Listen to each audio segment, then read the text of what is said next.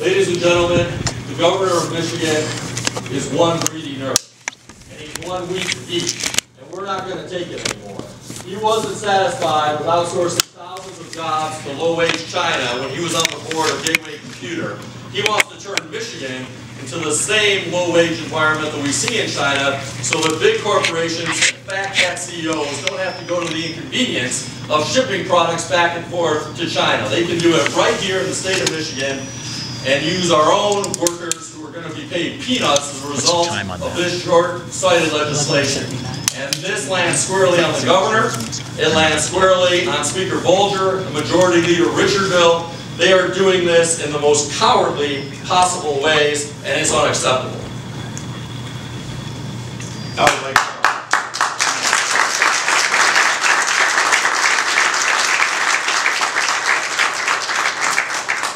like to have Representative-elect Winnie Brinks say a few words. I'm honored that the voters of Grand Rapids have selected me to be their voice in Lansing. But what I'm seeing in this lame duck session does not look like what the voters want to see. When I was talking with middle-class families on the campaign trail, they told me they wanted to see an end to the divisive politics and policies of bitter partisanship. They wanted to see both parties work together for the best interests of our state. They saw their taxes go up when the deductions and credits were taken away. They saw retirement income taxed for the first time. They saw school funding slashed, and it was all so that big businesses could get a $1.8 billion tax cut. They rejected those policies when they sent more Democrats to the House.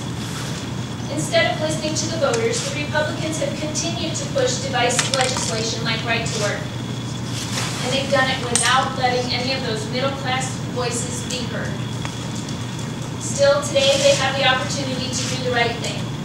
They can send those bills to conference committee, where the average worker can have a say on such a monumental policy change. If they don't, I know that the current House Democrats will do everything they can to stand against this destructive legislation. And when I join them in January, I will be proud to continue to do what is best for the people of Michigan, the people who sent me here, and to be their voice, the middle-class men and women of Michigan. Thank you. Just want to wrap this up to try to re-emphasize something I said at the last press conference.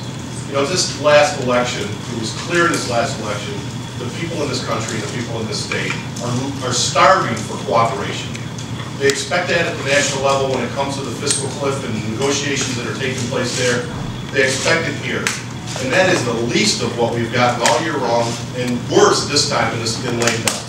And the people of the state are going to hold those folks accountable for the extreme measures that they've taken all year long, but also what they've done here in lame duck. I expect that, and I expect our next colleagues to make sure that they hold them accountable for what's happened here. So at this time, we'd be happy to answer some questions that you may have from the crowd. Katie? Anybody have any questions?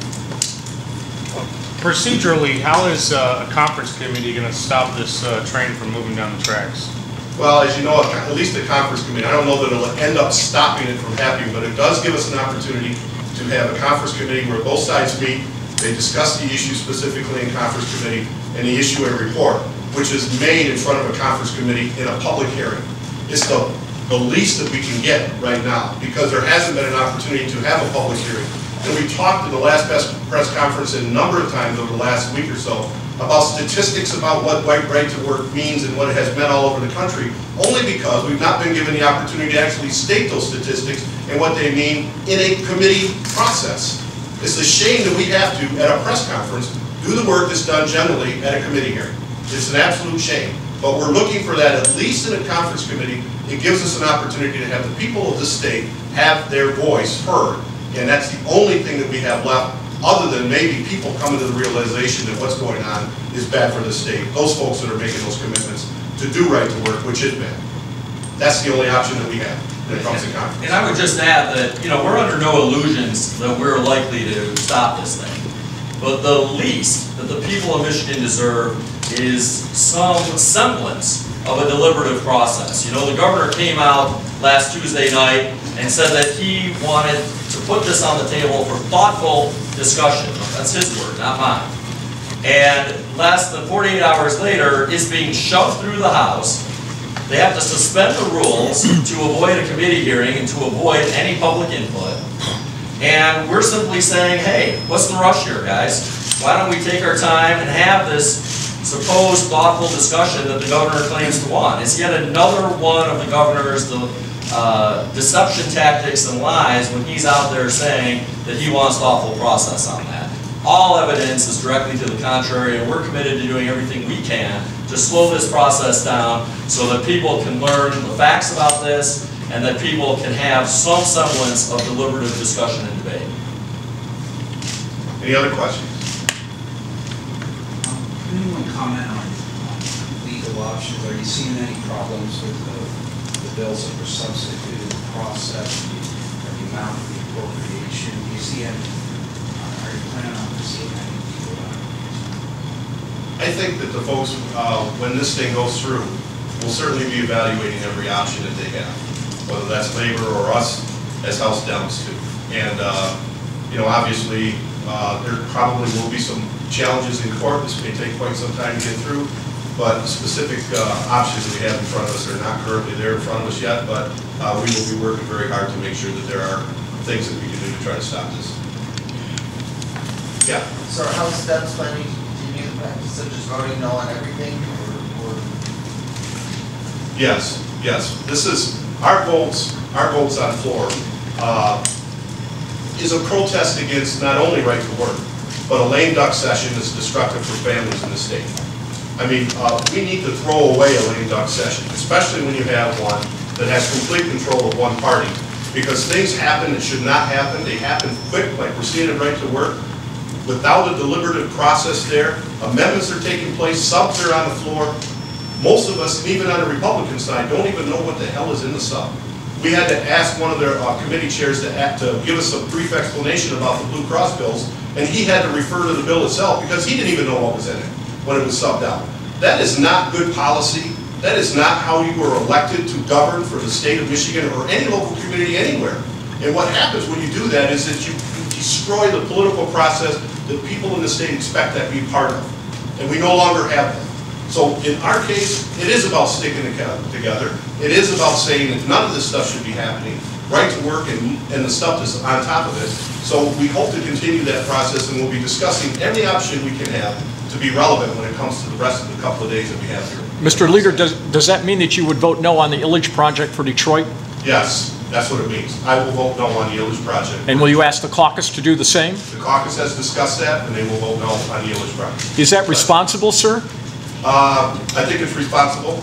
I think it's very responsible. The people of Detroit have been suffering as it is with some of the legislation that's happened here. I believe that there will be enough votes on the Republican side to make sure that that happens. But from our perspective, I think it's important that we stand together and united, and we will. Yeah, and I just want to add something here. You know, the Illich project is a very important policy issue that deserves discussion.